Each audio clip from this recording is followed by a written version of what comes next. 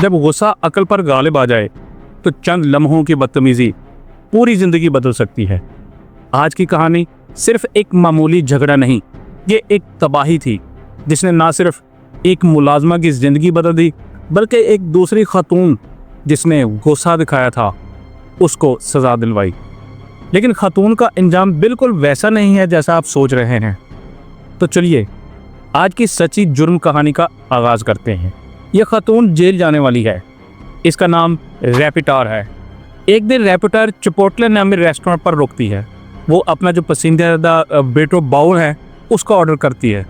वो अंदर जाती है और फिर खाना वसूल करती है। लेकिन जब वो अपना बैग चेक करती है तो उसे फ़ौरन महसूस होता है कि कुछ ना कुछ गलत है।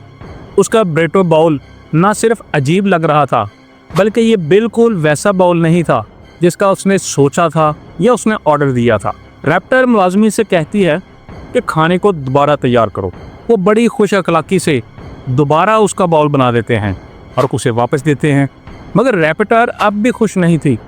वो फिर उनसे कहती है कि ये ठीक नहीं लग रहा, इसे दोबारा बनाया जाए। मुलाजमीन एक बार फिर उसे खुश करने की कोशिश करते हैं और खाने को नए सिरे से तैयार करके उसके हवाले कर देते हैं। तीसरी बार भी जब रैपिटार का खाना उसके मयार पर पूरा नहीं उतरता तो उसके सब्र का पैमाना लबरेज हो जाता है। वो अचानक ही शदीद गुस्से में आ जाती है। ऊंची आवाज में चीखना शुरू कर देती है। वो मुलाजमीन पर बरस पड़ती है और उनके खिलाफ इतनी गलीज किस्म की गालियां देती है कि वहाँ पे सारे लोग हैरान और परेशान हो जाते हैं कि इस खातून को हुआ क्या है। उसी लम्हे शिफ्ट मैनेजर को मुदाखलत करनी पड़ती है। इस शिफ्ट मैनेजर का नाम पिंकी था। ये एक नरम मिजाज और पेशावर खातून थी। पिंकी कोशिश करती है कि रैपिटायर पुरसुकून रहे क्योंकि रेस्टोरेंट का माहौल पहले ही तमाशा बन चुका था। गाहक हैरान और परेशान थे और अमला शदीद दबाव में आ चुका था कि यह हो क्या रहा है। लेकिन रैपिटायर पीछे हटने को कतई तैयार नहीं थी। उधर पिंकी भी ज़्यादा कुछ बोलने की हिम्मत नहीं करती क्योंकि वो अपनी नौकरी नहीं खोना चाहती थी। आखिरकार वो रैपिटायर को मुतमिन करने के लिए सिर्फ इतना कहती है कि madam have a good day. ये अल्फाज सुनकर रैपिटायर का गुस्सा बेकाबू हो जाता है।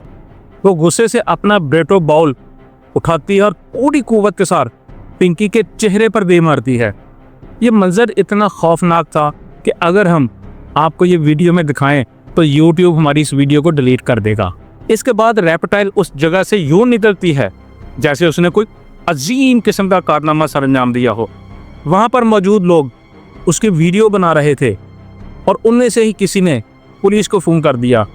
वहाँ पे एक और बाहिम्मत खातून थी।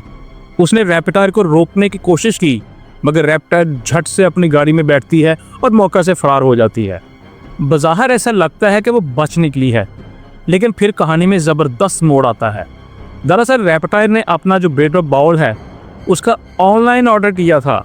इसका मतलब ये था कि उसने अपनी ज़ाती मालूमात मतलब नाम, फ़ोन नंबर, एड्रेस वगैरह सब कुछ रेस्टोरेंट को फ्राहम कर रखा था, इसलिए उसका बचना तो मुमकिन था ही नहीं। रेस्टोरेंट के पास ये मालूमात मौजूद थीं। वो फौरी तौर पे उनको पुलिस को दे देते हैं। पुलिस को चूँकि जैसे आपको बताया कि शिकायत मिल चुकी थी और चंद ही मिनटों में पुलिस रैपिटायर के दरवाजे पर पहुंच जाती है और फिर वहां पे नॉकिंग करती है। फिर वही होना था जो हुआ। पुलिस फौरी तौर पे रैपिटायर को मौके से गिरफ्तार कर लेती है। उसको कतई तौर पे फरार होने का मौका नहीं दिया जाता। लेकिन कहानी यहाँ ख़त्म नहीं होती। रैपिटायर की हरकतों की वीडियो कुछ ही दिनों में इंटरनेट पर वायरल हो जाती हैं और वो इतनी ज़्यादा वायरल होती हैं कि लोग उस पर भर भर के कमेंट्स करते हैं। लोग हैरत, गुस्से और तंज के मिले जुले जज्बात के साथ वीडियो पर तबसरे शुरू कर देते हैं। हर सोशल मीडिया प्लेटफॉर्म सिर्फ यही मौजूद डिस्कस कर रहा था। वो खातून जिसने एक खाने की डिश पर पूरा रेस्टोरेंट सर पर उठा लिया था, इसके हवाले से कमेंट्स आ रहे थे। वीडियो देखकर लोग शदीद नफरत का इजहार करते हैं। एक सारफ लिखता है कि ये हरकत नाकाबिले बर्दाश्त है, इसे सख्त सज़ा मिलनी चाहिए, जबकि एक और सारफ तंज़िया अंदाज में कहता है कि ये औरत पागल लगती है। इस शोर शराबे में एक और कहानी जन्म लेती है और वो कहानी है पिंकी की। पिंकी जो उस दिन ड्यूटी पर मौजूद थी, खामोशी से रेस्टोरेंट की नौकरी छोड़ देती है क्योंकि वो मज़ीद बदतमीज़ी, हरासानी और दबाव बर्दाश्त नहीं कर सकती थी। लेकिन वीडियो वायरल होने के बाद आवाम की हमदर्दी तेजी से पिंकी की तरफ मुंतकिल होना शुरू हो जाती है, और होना भी चाहिए थी। और इसी वजह से एक नामालूम शख्स उसके लिए एक गो फंड भी मुहिम शुरू करता है, और कुछ ही दिनों में $10,000 से ज़ायद की रकम जमा हो जाती है। कुछ महीनों बाद रैपटायर का मामला बाकायदा अदालत में पहुंचता है। रैपटायर अब अदालत में पेश होती है, मगर हैरत अंगेज तौर पर वो अब भी उस बॉल की जो शिकायत है उसके हवाले से स्टैंड लिए हुए थी। वो जज को तस्वीरें दिखाकर साबित करने की कोशिश करती है कि उसके साथ खाने के हवाले से ज़्यादती हुई है। वो पुरअज़्म अंदाज में कहती है, मेरा खाना नाकाबिले बर्दाश्त लग रहा था। लेकिन उसे मालूम नहीं था कि जज इस सारे वाक़ये की वीडियो पहले ही देख चुका था, और जज भी सख्त गुस्से में था। वो रैपटायर की बातें सुनकर मज़ीद बर्दाश्त नहीं कर पाता। फिर जज वो जुमला कहता है जो कमरा अदालत में सबको हैरान कर देता है।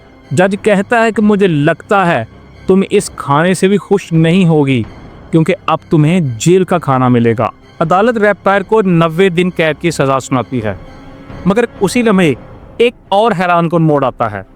जज उसे एक मुतबादल ऑप्शन देता है और कहता है कि अगर वो चाहे तो इन 90 दिनों में से 60 दिन की सज़ा किसी फास्ट फूड रेस्टोरेंट पर काम करके वो मुकम्मल कर सकती है, और इसके लिए उसको 20 घंटे एक हफ्ते में काम करना होगा।